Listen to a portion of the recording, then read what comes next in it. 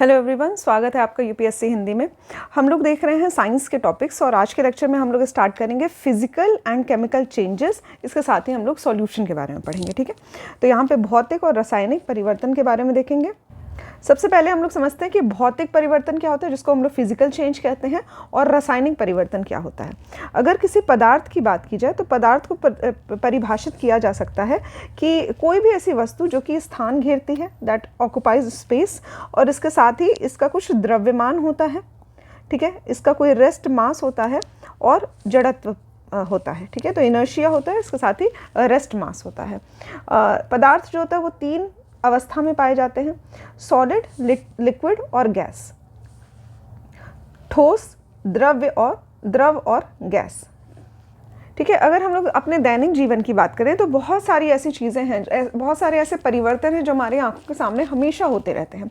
जैसे कि मोम का पिघलना, आयरन का जंग लगना, रस्टिंग होनी उसमें, या फिर रबर बैंड का खिंचना, इस तरह की चीज़ें, या फिर ब्रेड से टोस्ट बनना, या फिर दूध का खट्टा होना। ये सभी जो चीज़ें होती हैं ये हम लोग दैनिक जीवन में देखते रहते हैं। और अगर हम लोग इसकी बात करें डिटेल में देखे जाए तो केमिस्ट्री के लेवल पे अगर हम लोग जाएंगे तो इन परिवर्तनों को हम लोग दो तरह से विभाजित कर सकते हैं। एक परिवर्तन ऐसे होते हैं जो कि भौतिक परिवर्तन होते हैं, और एक परिवर्तन ऐसे होते हैं जिसको रासायनिक परिवर्तन कहा जाता है। ठीक है, नेक्स्ट है भौतिक परिवर्तन। भौतिक परिवर्तन वे परिवर्तन होते हैं जो कि पदार्थ की आंतरिक संरचना में कोई भी परिवर्तन किए बिना उसके जो भौतिक लक्षण होते हैं उनको बदल देते हैं। ठीक है, तो यहाँ पे जो चेंजेस होते हैं फिजिकल ट्रेट्स ऑफ सब्सटेंस में होते हैं without making change in the internal structure. उसका इंटरनल स्ट्रक्चर जो है, आंतरिक संरचना है, उसमें कोई भी बदलाव नहीं होते हैं। अन्य जो भौतिक लक्षण होते हैं वो बदलते हैं। ठीक है, तो किसी भी तरह का यहाँ क्या होता है, कोई भी रासायनिक बंधन जो होते हैं, जो बॉन्ड्स होते हैं, केमिकल बॉन्ड्स, वो नहीं टूटते हैं ना ही बनते हैं। ठीक है, कोई भी बॉन्डिंग्स जो होगी वो ना ही टूटेगी ना ही बनेगी। ऐसे जो भी चेंज होते हैं उसको भौतिक परिवर्तन कहा जाता है। जैसे इसके लिए आपको याद रखना है वो सभी चेंज जो कि टेम्पोररी हैं या फिर रिवर्सिबल है। ठीक है, वापस से बदला जा सकता है। फॉर एग्जाम्पल अगर हम लोग देखें मेल्टिंग ऑफ वैक्स, अगर मोम कभी पिघल जाता है तो हम लोग मोम को वापस से परिवर्तित कर देते हैं, उसकी जो ओरिजिनल अवस्था थी उसमें लाया जा सकता है। ठीक है, अगर सांचा हो, मोमबत्ती का सांचा हो, और फिर से आप लोग पिघला हुआ मोम जो है वो उस सांचे में डाल दें तो फिर से वो मोमबत्ती बन सकता है। ठीक है, तो ऐसा कोई भी प्रोसेस जो कि वापस से वो बनाया जा सकता है जो वो ऑलरेडी ओरिजिनल स्टेट में था, ऐसे परिवर्तनों को हम लोग भौतिक परिवर्तन कहते हैं। दूसरा है मेल्टिंग ऑफ आइस। ठीक है, तो जिस तरह से बर्फ़ पिघलती है तो पानी बनता है, और पानी को फिर से अगर जमाया जाए तो वो बर्फ़ में परिवर्तित हो जाएगा। ठीक है, पानी का जमाना ये भी भौतिक परिवर्तन है। इसके साथ ही वाष्पीकरण, पानी का जो वाष्पीकरण होता है, तो अगर पानी का वाष्पीकरण हो रहा है तो लिक्विड जो है वो गैस में परिवर्तित हो रही है। हम चाहें तो वापस से इस गैस को अगर हम लोग कंडेंस करते हैं, इसका संघनन करते हैं, तो फिर वो फिर से पानी में परिवर्तित हो जाता है। ठीक है, इसी तरह से अगर चीनी घोली जाए पानी में तो ये भी एक भौतिक परिवर्तन में आता है। ठीक है, और भी अन्य एग्जाम्पल दिए हुए हैं। यहाँ पे आपको ध्यान ये रखना है कि भौतिक परिवर्तन जो होती है ये एक प्रतिवर्ती प्रक्रिया होती है, यानी कि आपका रिवर्सिबल प्रोसेस होता है। नेक्स्ट हमारा इंपॉर्टेंट है रासायनिक परिवर्तन। ठीक है, जिसको केमिकल चेंज कहा जाता है। तो it is defined as the process in which atoms, जो इसको परिभाषित किया जा सकता है कि एक या एक से अधिक पदार्थों के जो परमाणु होते हैं इनको पुनर्व्यवस्थित किया जाता है या फिर संयोजित किया जाता है और नया पदार्थ बनाया जाता है। ऐसी प्रक्रिया को हम लोग रासायनिक परिवर्तन कहते हैं। ठीक है, तो एटम्स ऑफ वन और मोर सब्सटेंस जो होते हैं इनको रीअरेंज किया जाता है या फिर कंबाइन किया जाता है to form a new substance. ठीक है, कोई नया पदार्थ जो है वो बनता है इससे।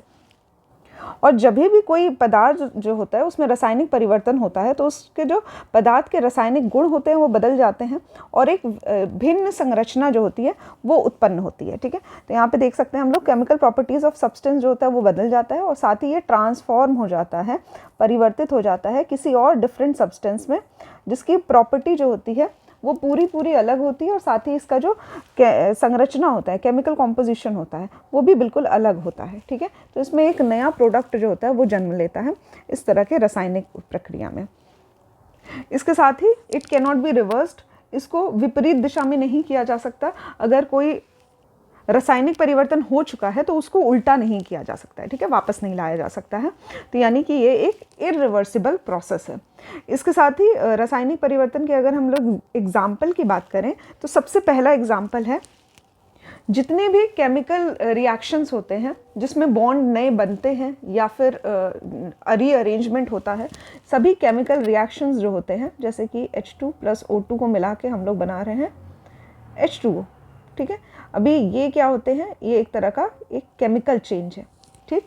इसके साथ ही कुछ और भी जनरल लाइफ एग्जांपल हम लोग देख सकते हैं, जैसे कि ग्रेप्स का फर्मेंटेशन होना, या फिर विनेगर यानी कि सिरके को बेकिंग सोडा में मिलाना, दाग को ब्लीच करना, ठीक है, bleaching of a stain, magnesium wire को जलाना पेपर के साथ, साथ ही नेल रस्टिंग, ठीक है, वो जो लोहे की कील होती है उसमें जो रस्टिंग हो जाती है, मतलब रस्टिंग इन जनरल आप लोग याद रख सकते हैं कि जंग लगना जो होता है वो एक तरह का केमिकल चेंज है।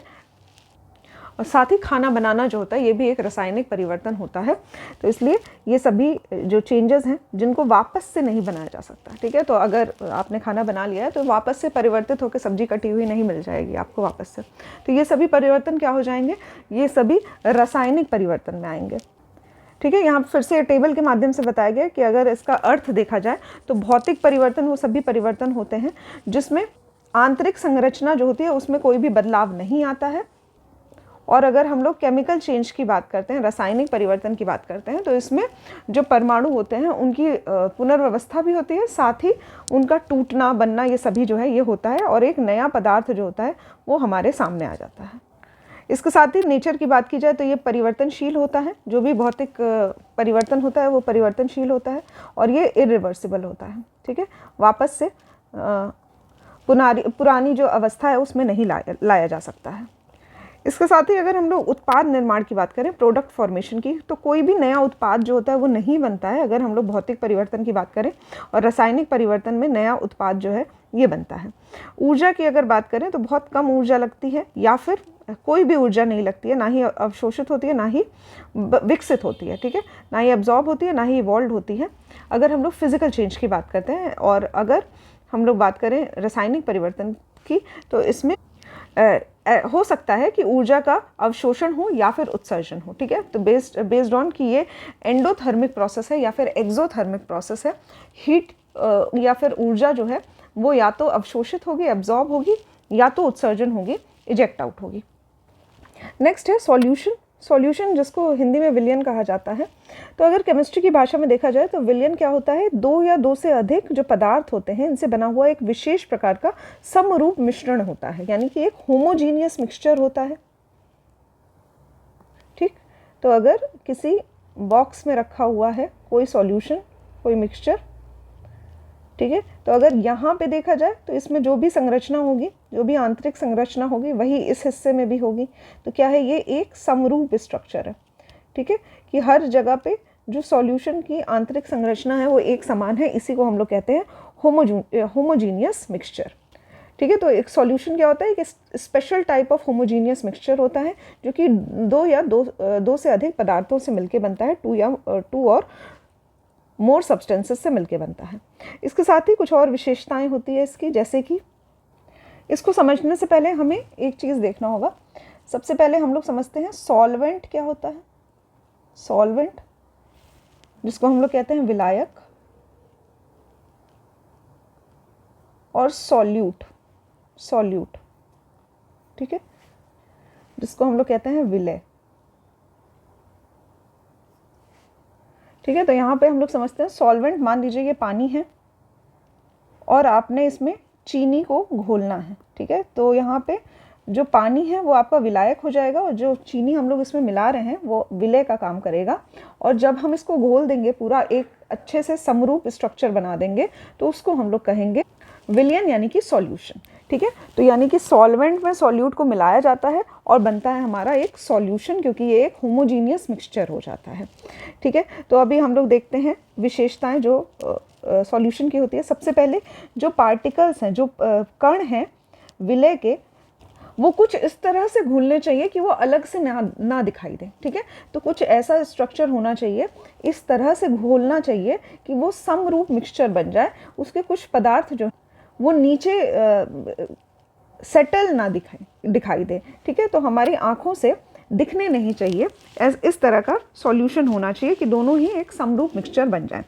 दूसरा है कि जो प्रकाश की किरणें हैं, यदि वो इसमें जाके बिखरे ना, तो वो एक अच्छा विलयन माना जाता है, ठीक है। तो it does not allow the beams of light to scatter, ठीक है। तो यहाँ पे अगर हम लोग किसी सॉल्यूशन से किसी लाइट को पास कर रहे हैं तो लाइट में किसी भी तरह का बिखराव नहीं होता है, इसी को हम लोग कहते हैं सॉल्यूशन, ठीक है। इसके साथ ही विलयन जो हो वो स्थिर होना चाहिए, ऐसा ना हो कि अनस्टेबल हो और रिएक्शन करने लगे, ठीक है। तो ये एक स्टेबल होना चाहिए, यानी कि स्थिर होना चाहिए।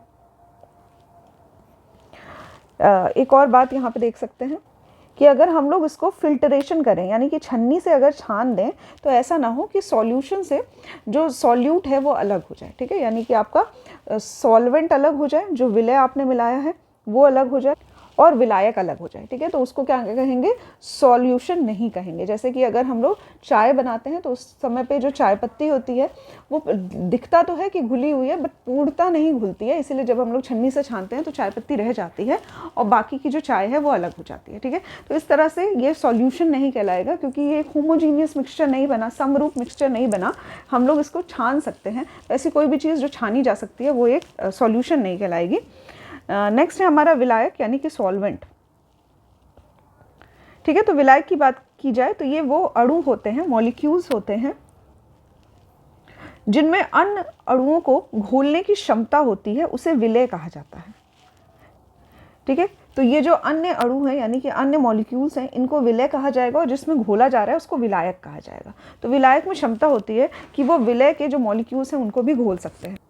अभी जो विलायक होता है ये तीनों अवस्था में पाया जाता है, या तो ये ठोस हो सकता है, या द्रव हो सकता है, या फिर गैस हो सकता है, ठीक है। उसके बाद अगर हम लोग सॉल्वेंट और सॉल्यूट का मॉलिक्यूल जब एक साथ मिलाते हैं तो ऐसा होता है कि बाद में ये जो मिक्सचर होता है, मतलब पहले तो क्या होता है कि सॉल्यूट जो होता है उसके, क्योंकि मॉलिक्यूल अलग हैं और सॉल्वेंट के मॉलिक्यूल अलग हैं। इसको समझने के लिए हम लोग बस वही फिर से एग्जांपल वही लेंगे कि मान लीजिए ये पानी है, पानी के अपने मॉलिक्यूल हैं और ये इसमें हम लोग चीनी घोल रहे हैं, तो शुगर के अपने मॉलिक्यूल अलग हैं, ठीक है। तो पहले तो ये अलग अलग दिखाई देते हैं, उसके बाद जब ये घुलना शुरू होते हैं, घुलने के बाद ये समरूप हो जाते हैं, यानी कि जो सॉल्यूट का जो चीनी है वो पूरी तरह से डिस्ट्रीब्यूट हो जाता है पानी में, ठीक है। कुछ इसी तरह का एक्सप्लेनेशन जो है वो यहाँ पे दिया हुआ है। कंफ्यूज नहीं होना है, सॉल्यूट क्या होता है और सॉल्वेंट क्या होता है, बस आपको ये फोकस रहना चाहिए, ये क्लियर रहना चाहिए। नेक्स्ट अगर हम लोग विलयन को क्लासीफाई करते हैं तो सबसे पहले आता है गैसियस सॉल्यूशन। इसमें सबसे अच्छा एग्जाम्पल हम लोग हवा का ले सकते हैं। तो एयर जो होती है, इसमें कई तरह के गैस जो होते हैं वो एक साथ मिक्स होते हैं, जैसे कि ऑक्सीजन होगा, नाइट्रोजन होगा, कार्बन डाइऑक्साइड होगा, ये सभी गैसेस क्या होती हैं, इसमें मिक्स रहती हैं और ये एक समरूप मिक्सचर बनाती हैं, एक सॉल्यूशन बनाती हैं जो कि गैसियस सॉल्यूशन है, ठीक है। तो इसका बेस्ट एग्जांपल हो जाएगा एयर। दूसरा है कोई द्रव विलयन, यानी कि लिक्विड सॉल्यूशन, ठीक है। लिक्विड सॉल्यूशन का अर्थ ये होता है कि जो सॉल्वेंट होता है, ठीक है, मतलब जिसमें मिलाया जाता है सॉल्यूट, वो आपका लिक्विड होगा, वो द्रव स्थिति में होगा, ठीक। जो विलायक होगा वो द्रव की स्थिति में होगा, और जो विलय होगा यानी कि आपका सॉल्वेंट होगा, सॉल्यूट, जो आपका सॉल्यूट होगा, जो विलय होगा,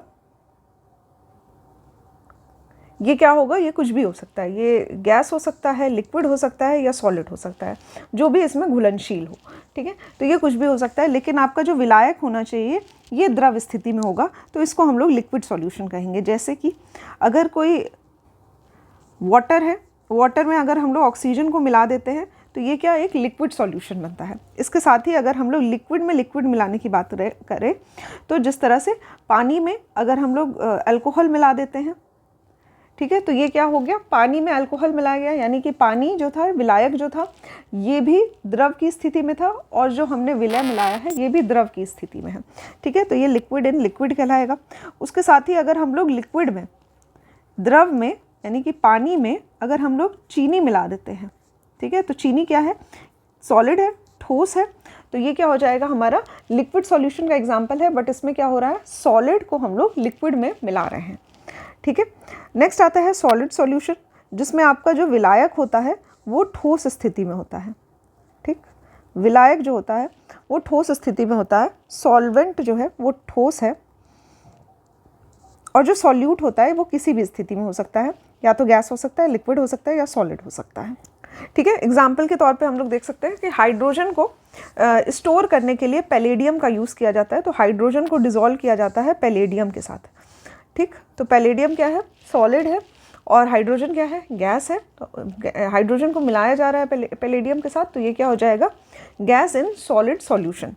इसके साथ ही सॉलिड में अगर हम लोग लिक्विड मिलाते हैं तो ये क्या हो जाएगा, लिक्विड इन सॉलिड। मतलब अगर हम गोल्ड में मरकरी को मिलाते हैं तो ये एक सॉलिड सॉल्यूशन का एग्जाम्पल हो जाएगा। दूसरा है, अगर हम लोग ब्रॉन्ज बनाते हैं तो ब्रॉन्ज जो होता है, कांसा क्या होता है, तो कॉपर और जिंक का ये एक मिक्सचर है, एक अयस्क है, ठीक है, अलॉय है। तो यहाँ पे कॉपर और जिंक हो जाएगा, जिसको मिला के हम लोग ब्रॉन्ज बनाएंगे। ठीक है, कॉपर और जस्ता को मिला के। नेक्स्ट आता है हमारा डाइल्यूट सॉल्यूशन। ठीक है, हिंदी में कहा जाएगा तनु विलयन। इसका मतलब क्या है कि घोल जो है वो आपका काफ़ी पतला है। ठीक है, तो यहाँ पे जो सॉल्वेंट है उसकी मात्रा ज़्यादा है और सॉल्यूट की मात्रा जो है वो काफ़ी कम है, तो इसको क्या कहा जाएगा, डाइल्यूट सॉल्यूशन। ठीक है, एग्जाम्पल के लिए हम लोग वही पुराना एग्जाम्पल अपना लेंगे कि अगर पानी में कम चीनी घोली जा रही है, ठीक है, तो ये क्या हो जाएगा, आपका डाइल्यूट मिक्सचर हो जाएगा, यानी कि तनु विलयन हो जाएगा। और इसी के विपरीत होता है कॉन्सेंट्रेटेड सॉल्यूशन, जिसको हम लोग सांद्र विलयन कहते हैं, तो गाढ़ा घोल बनेगा। ठीक है, तो इसमें हम लोग पानी में यदि ज़्यादा चीनी घोल दें तो ये क्या हो जाएगा, हमारा कॉन्सेंट्रेटेड सॉल्यूशन कहलाएगा। नेक्स्ट है हमारा सैचुरेटेड सॉल्यूशन, जिसको हम लोग संतृप्त विलयन कहते हैं। तो इसमें क्या होता है कि अगर कॉन्सेंट्रेशन को ज़्यादा बढ़ाया जाए, मतलब घोल को जितना गाढ़ा किया जाए, एक अवस्था ऐसी आती है जब उससे ज़्यादा चीनी जो होती है वो पानी में घुलना बंद हो जाती है। ठीक है, तो जब ऐसी स्थिति आती है यानी कि जो विलयन है आपका वो संतृप्त हो चुका है, सैचुरेटेड हो चुका है। ठीक है, इसको हम लोग समझ सकते हैं जैसे कि ये पानी का मॉलिक्यूल है और जो मॉलिक्यूल्स होते हैं इनके बीच में कुछ स्पेस होते हैं। ठीक है, अभी चीनी के जो मॉलिक्यूल्स होंगे वो इसके बीच में आके बैठ जाएंगे कुछ इस तरह से। ठीक, अगर इनमें कोई भी स्पेस नहीं बचेगा तो चीनी जो होगी वो आगे घुलना जो है वो बंद हो जाएगी, और इसी को हम लोग कहते हैं संतृप्त विलयन, सैचुरेटेड सॉल्यूशन। ठीक है, तो यहाँ पे ये जो है ये सॉल्यूट का मॉलिक्यूल है और ये जो है ये सॉल्वेंट का मॉलिक्यूल है। नेक्स्ट हमारा टॉपिक है ऑस्मोसिस, जिसको परासरण कहा जाता है। इसको समझने के लिए आपको समझना पड़ेगा कि मान लीजिए यहाँ पे आपका एक गाढ़ा घोल है और यहाँ पे आपका पतला घोल है। ठीक है, तो ये कॉन्सेंट्रेशन हाई कॉन्सेंट्रेशन है, हाई कॉन्सेंट्रेशन है, और ये लो कॉन्सेंट्रेशन है। ठीक है, तो इसको कहा जाएगा उच्च विलय सांद्रता, और यहाँ पे हो जाएगा आपका मध्यम या फिर निम्न विलय सांद्रता।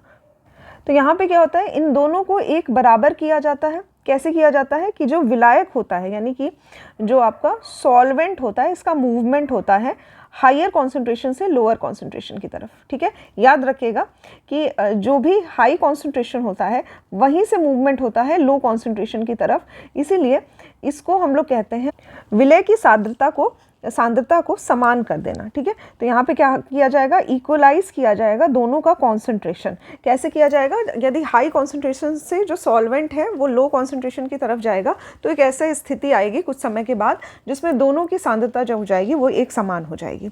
यदि ऐसी स्थिति होती है कि सॉल्वेंट जो है उसका मोशन हो रहा है हाई कॉन्सेंट्रेशन से लो कॉन्सेंट्रेशन के बीच में, पर कंडीशन ये है कि दोनों के बीच में एक सेमी परमिएबल मेम्ब्रेन है।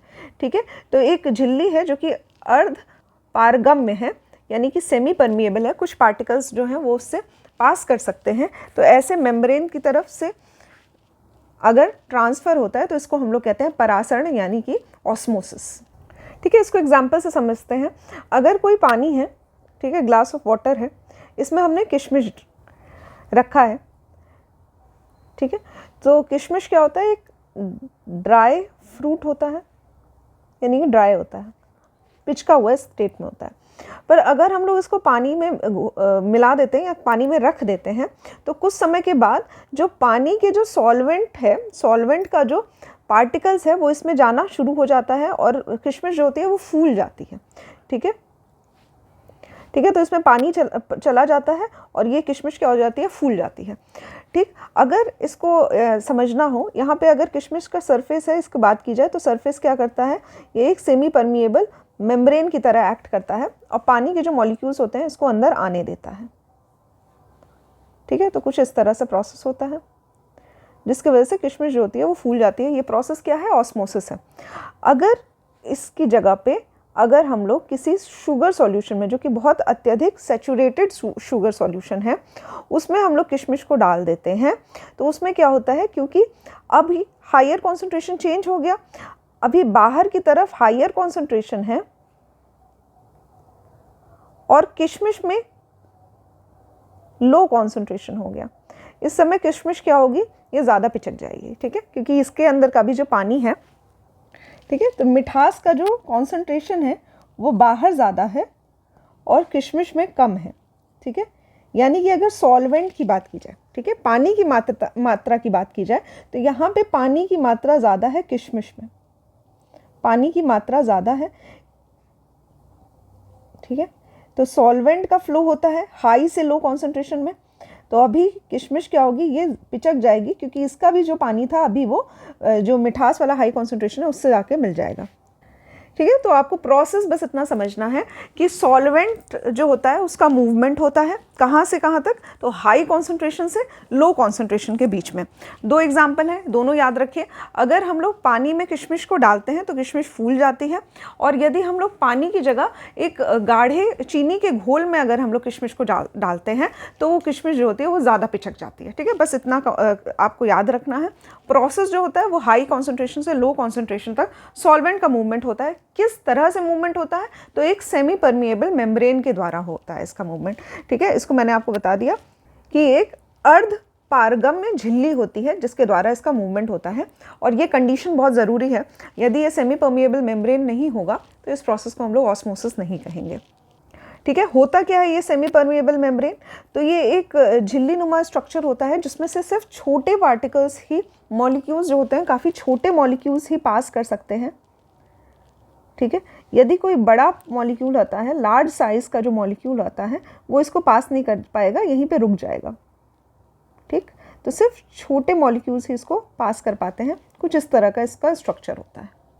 ठीक है, नेक्स्ट हम लोग देखेंगे रासायनिक एवं भौतिक परिवर्तन और विलयन के जो जिस प्रकार से क्वेश्चन पूछे गए हैं प्रीवियस ईयर, उसको हम लोग 1 बाय 1 देखेंगे। सबसे पहला प्रश्न है हमारा, जल का वाष्प में परिवर्तन क्या कहलाता है। कल भी देखा था ये क्वेश्चन हमने, तो इसको एक भौतिक परिवर्तन कहा जाएगा।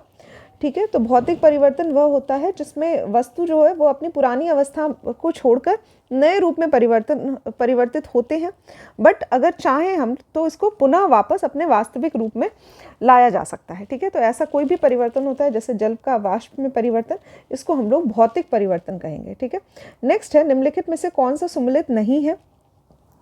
पहला है अलवणीकरण, जो कि समुद्री जल में होता है। ठीक है, तो नेक्स्ट है प्रतिलोम परासरण, जिसको रिवर्स ऑस्मोसिस कहेंगे। तो ये पेयजल के साथ होता है, जितने भी जो आरओ वाटर होते हैं, तो आरओ वाटर क्या होता है, आरओ मतलब रिवर्स ऑस्मोसिस।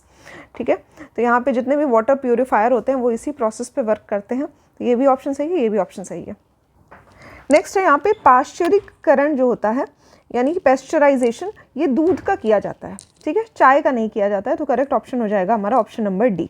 ठीक है, तो ये एक ऐसी प्रक्रिया होती है जिसमें जो दूध का होता है, इस जो सूक्ष्म जीव होते हैं इनको नष्ट किया जाता है, इसको हल्का गर्म करके। ठीक है, इसीलिए दूध को पहले उबाला जाता है यूज़ करने से पहले, तो इसको कहा जाएगा पेस्चराइजेशन।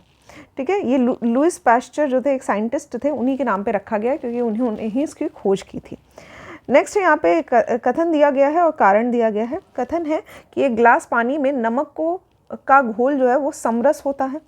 कारण यह है कि पूरे हिस्से में विभिन्न संगठन वाला घोल समरस होता है। ठीक है, तो अगर मैं इंग्लिश में आपको बताऊं तो स्टेटमेंट ये है, the solution of salt in glass of water is homogeneous, तो ये सही है। दूसरा कारण ये दिया गया है, रीज़न ये है कि a solution having different composition is homogeneous. ठीक है, तो विभिन्न संगठन वाला जो घोल होता है इसको समरस नहीं कहेंगे। समरस का मतलब ये है कि एक समान संगठन होना चाहिए, एक समान कॉन्सेंट्रेशन होना चाहिए, उसको समरस कहा जाएगा। तो यहाँ पे कारण गलत है और फर्स्ट स्टेटमेंट हमारा जो है ये सही है। ठीक है, तो करेक्ट ऑप्शन हो जाएगा ए सही है, परंतु आर जो है वो गलत है। ठीक है, रीसेंट का एक पूछा गया क्वेश्चन है, इसको आप लोग देख सकते हैं। नेक्स्ट है कथन और कारण वाला स्टेटमेंट है। तो सबसे पहला कथन ये है कि नमक और बर्फ़ के मिश्रण से 0 डिग्री सेल्सियस से नीचे के तापमान प्राप्त होता है, करेक्ट है। कारण ये है कि नमक बर्फ़ के हिमांक को बढ़ा देता है। ठीक है, तो यहाँ पे स्टेटमेंट की बात की जाए तो ये स्टेटमेंट सही है। अगर नमक को बर्फ़ में मिला दिया जाता है तो उसका जो मिश्रण होता है वो 0 डिग्री सेल्सियस से नीचे के तापमान को प्राप्त कर लेता है। इसीलिए नमक को एज अ कूलेंट भी यूज़ किया जाता है या फिर रेफ्रिजरेंट भी यूज़ किया जाता है। ठीक है, एक शीतलक की तरह यूज़ किया जाता है इसको, रेफ्रिजरेंट। ठीक है, इसको आपने देखा होगा। सबसे सिंपल एग्जांपल अगर मैं आपको बताऊं तो जब जैसे कुल्फ़ी बनती है तो कभी कभी कुल्फ़ी जो होती है वो एक ऐसे उसका जो सांचा होता है उसमें रख दिया जाता है और एक बड़े से मटके में जिसमें पानी और नमक का घोल होता है उसमें उसको एक तरह से प्रोसेस किया जाता है जिसमें उसको गोल गोल घुमाया जाता है। उसको सेंट्रीफ्यूगल प्रोसेस कहा जाता है। उससे क्या होता है कि कुल्फ़ी का जमना शुरू हो जाता है। ठीक है, तो यहाँ पे नमक और पानी का जो घोल होता है वो थोड़ा ठंडा होता है। ठीक है, तो इसका जो तापमान होता है वो 0 डिग्री से नीचे चला जाता है और यहाँ पे कूलिंग का प्रोसेस होता है। कारण ये दिया गया है कि नमक को बर्फ़ में मिलाने से इसका जो हिमांक है ये बढ़ जाता है। ठीक है, बढ़ जाने का अर्थ यह है कि अगर वो 0 डिग्री सेल्सियस था तो ये बढ़ के 2 डिग्री सेल्सियस हो जाता है। ये गलत है। अगर ये 0 डिग्री सेल्सियस था तो नमक को मिलाने से हो सकता है इसका तापमान -10 डिग्री सेल्सियस हो जाए। ठीक है, तो अभी ये ज़्यादा शीतलता प्रदान करेगा, इसीलिए इसका हिमांक जो होता है वो बढ़ता नहीं है, कम हो जाता है और कम हो जाता है नमक के मिलाने से। ठीक, तो कारण जो है वो गलत हो गया, कथन हमारा सही है। करेक्ट ऑप्शन हो जाएगा ऑप्शन नंबर सी, ए सही है परंतु आर जो है वो गलत है। ठीक है, इसका एक्सप्लेनेशन आप लोग देख सकते हैं। नेक्स्ट यहाँ पे दिया हुआ है कि मिल्क जो है वो किसका एग्जाम्पल है, दूध किसका उदाहरण है, सॉल्यूशन का, विलयन का, फोम का, ठीक है, या फिर इमल्शन का जिसको पायस कहा जाता है, या वायु विलयन यानी कि एरोबिक का। ठीक है, तो वायु विलयन तो हटा दीजिए, फोम हटा दीजिए। इसमें करेक्ट ऑप्शन हो जाएगा इमल्शन का एग्जाम्पल है। इमल्शन क्या होता है ये अभी मैं आपको बताऊंगी। ये सभी चीज़ें जो हैं फोम, इमल्शन, ये सभी अभी हम लोग देखेंगे। ठीक है, यहाँ पे आप याद रखिए कि दूध जो है वो किसका एग्जाम्पल है, तो ये एक इमल्शन का एग्जाम्पल है। ठीक, नेक्स्ट है इनमें से कौन कोलाइड नहीं है। ठीक है, तो यहाँ पे कोलाइड की अगर बात की जाए तो ये एक विलयन होता है जिसमें जो प्रकाश का प्रकीर्णन या फिर जो टिंडल इफेक्ट होता है ये होता है। ठीक है, यानी कि अगर हम लोग देखें, अगर हम किसी सॉल्यूशन से लाइट को पास करते हैं तो लाइट जो होती है वो स्कैटर हो जाती है। ठीक है, यानी कि इधर उधर बिखर जाती है। अगर ऐसा इफेक्ट होता है तो इसको हम लोग टिंडल प्रभाव कहते हैं। और कोलाइड जो होता है ये ऐसा विलयन होता है जिसमें ये टिंडल प्रभाव होता है। ठीक है, यानी कि प्रकाश जो होता है इसका प्रकीर्णन होता है, स्कैटरिंग होता है, और इसके साथ ही ब्राउनियन गति भी दर्शाते हैं। तो ऐसे सॉल्यूशन को हम लोग कोलाइडल कहते हैं, कोलाइड। ठीक, तो कौन नहीं है, तो यहाँ पे शहद जो है वो इस तरह का टिंडल प्रभाव नहीं दर्शाता है, इसलिए ये कोलाइड नहीं है। नेक्स्ट है हमारा, यदि 100 ग्राम चीनी को आधा लीटर पानी में मिलाकर एक संतृप्त चीनी का घोल तैयार किया जाए तो निम्न में से कौन सी भौतिक राशि नहीं बदलेगी। ठीक है, तो यहाँ पे हम लोग क्या कर रहे हैं, उसकी सांद्रता को बढ़ा रहे हैं और बढ़ाते हुए इस तरह से कर रहे हैं कि उसको मिक्सचर को संतृप्त कर दे रहे हैं। ठीक है, तो यहाँ पे इसका द्रव्यमान बढ़ेगा क्योंकि हम पानी में ज़्यादा से ज़्यादा चीनी मिला रहे हैं और चीनी मिला रहे हैं और चीनी मिला रहे हैं, तो इससे क्या होगा, टोटल सिस्टम का मास बढ़ेगा, द्रव्यमान बढ़ेगा। ठीक है, यानी ये तो बदलेगा, घनत्व भी बढ़ेगा क्योंकि डेंसिटी बढ़ रही है, चीनी को और मिलाया जा रहा है तो डेंसिटी बढ़ रही है, और सांद्रता तो बढ़ ही रही है, क्योंकि सांद्रता को बढ़ाने के लिए हम लोग ये सभी काम कर रहे हैं। क्या नहीं बदलेगा? तो आयतन नहीं बदलेगा, ठीक है। तो अगर एक ग्लास ऑफ वाटर था तो ये ग्लास ही रहेगा, एक ग्लास पानी ही रहेगा, इसमें बस चीनी क्या होगी, घुलती जाएगी और तब तक घुलेगी जब तक ये एक संतृप्त मिक्सचर ना बन जाता है, तब तक ये घुलती रहेगी। तो इसका आयतन जो है, वॉल्यूम जो है वो नहीं बदलेगा, ठीक है। तो करेक्ट ऑप्शन हो जाएगा ऑप्शन नंबर डी। नेक्स्ट है, अगर ठोस अशुद्धियों की बात की जाए, यानी कि सॉलिड इम्प्यूरिटीज़ की बात की जाए, तो इसके शुद्धिकरण के लिए, मतलब इसको हटाने के लिए निम्न में से कौन सी प्रक्रिया उपयोगी नहीं है, ठीक है। तो यहाँ पे करेक्ट आंसर हो जाएगा आसवन, मतलब कि डिस्टिलेशन। ये बेसिकली तरल अशुद्धियों के लिए होता है, लिक्विड इम्प्योरिटीज़ को दूर करने के लिए होता है, ना कि ठोस विशुद्धियों को, ठीक है। तो यहाँ पे करेक्ट ऑप्शन हो जाएगा ऑप्शन नंबर ए। बाकी और भी जो ऑप्शंस हैं इसको देखते हैं। तो ऊर्ध्वपातन मतलब कि सब्लिमेशन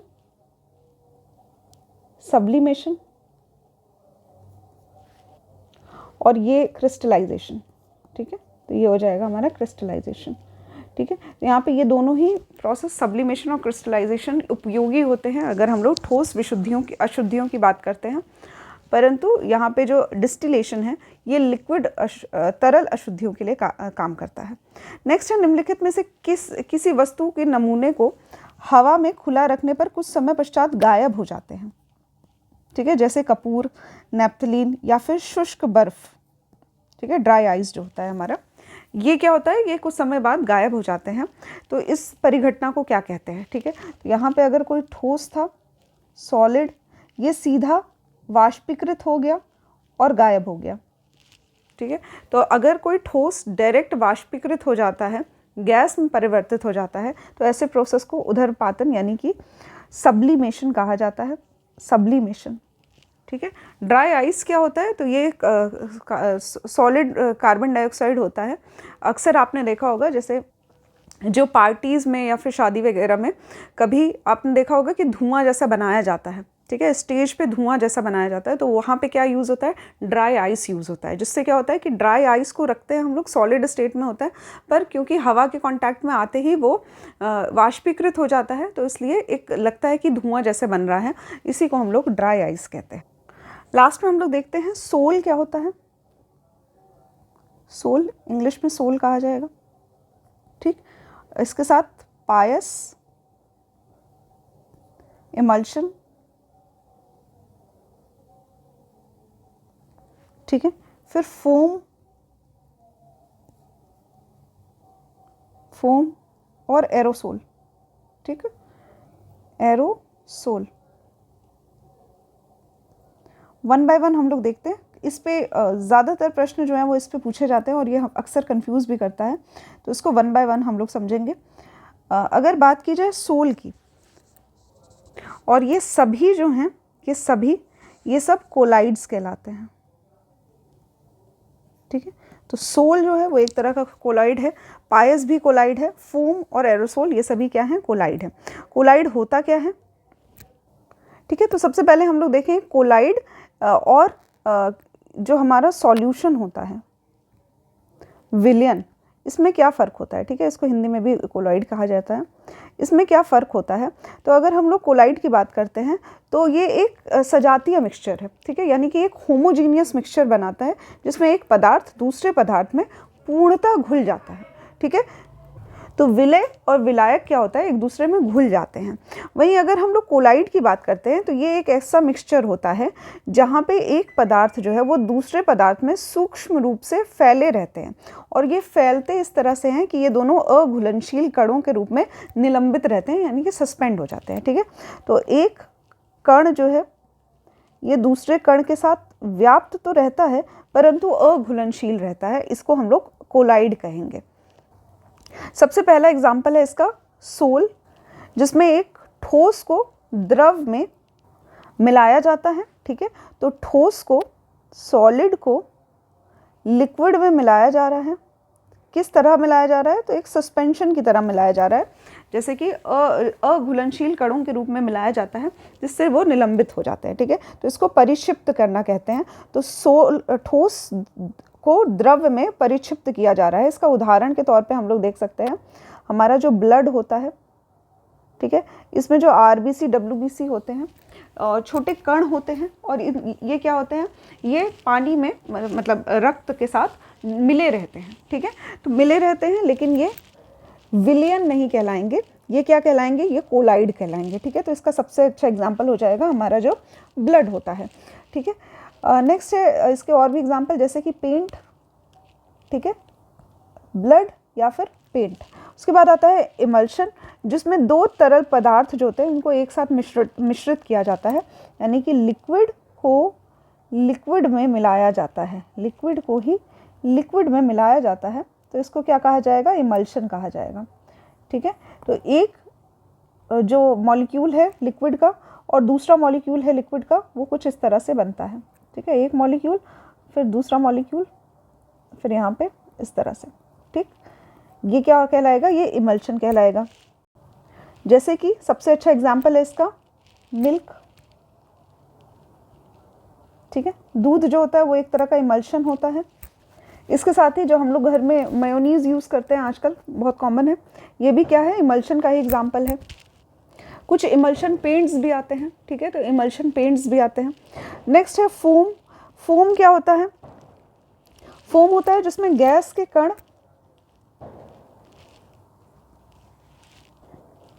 को तरल में या फिर ठोस में मिलाया जाता है, ठीक है। तो दोनों तरह से ही गैस को या तो हम लिक्विड में मिलाते हैं या फिर सॉलिड में मिलाते हैं, तो फिर फोम बन के तैयार होता है, ठीक है। जो सॉलिड में मिलाया जाता है तो उसको सॉलिड फोम कहा जाता है। इसका एग्जाम्पल होगा आपका shaving cream, shaving cream. Next है एरोसोल। तो एरोसोल क्या हो जाएगा, छोटे जो तरल होते हैं या ठोस होते हैं, तरल या ठोस, इसी का उल्टा है, फोम का उल्टा है। तरल या ठोस को हम लोग गैस में मिलाते हैं, गैस में मिलाते हैं, तो वो क्या कहलाएगा, हमारा एरोसोल, ठीक है। जैसे कि हमारा जो परफ्यूम हम लोग यूज़ करते हैं वो एक तरह का एरोसोल होता है, परफ्यूम, ठीक। इसको याद रखिएगा, सोल क्या होता है, इमल्शन, पायस क्या होता है, फोम क्या होता है और एरोसोल क्या होता है, ठीक है। ये सभी काफ़ी इंपॉर्टेंट है क्योंकि इस पर कंफ्यूज करने वाले क्वेश्चंस बनते हैं और ज़्यादा से ज़्यादा एग्जाम्पल्स पे पूछा जाता है।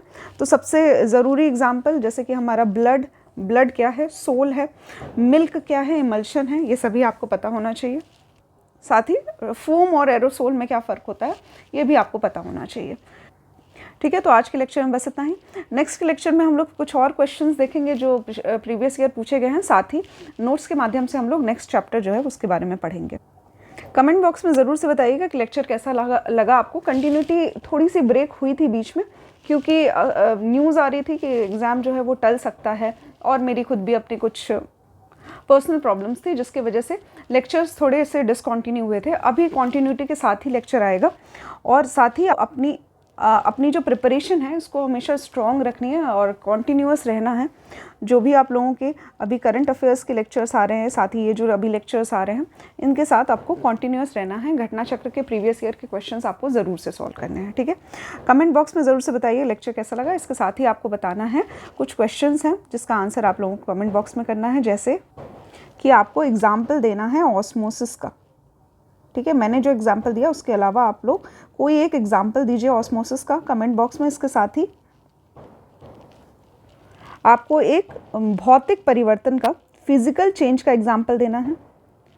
फिजिकल चेंज का एग्जाम्पल खुद से दीजिएगा, जो भी मैंने आपको बताया है उसके अलावा अगर कोई एग्जाम्पल आएगा तो अच्छा है, नहीं तो जो मैंने आपको बताया उसमें से भी आप लोग दे सकते हैं।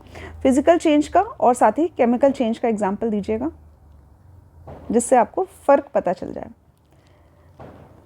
नेक्स्ट आपको एक एग्जाम्पल देना है पायस का, यानी कि इमल्शन का, ठीक है। ये सभी आप लोग आंसर्स ज़रूर कमेंट बॉक्स में करिएगा। बाकी अपनी प्रिपरेशन स्ट्रॉन्ग रखिए। जो भी आप लोगों को पढ़ाया जा रहा है कोशिश ये किया करिए कि लेक्चर के साथ साथ में ही पढ़ते रहा करिए, ठीक है। So thank you for watching the lecture.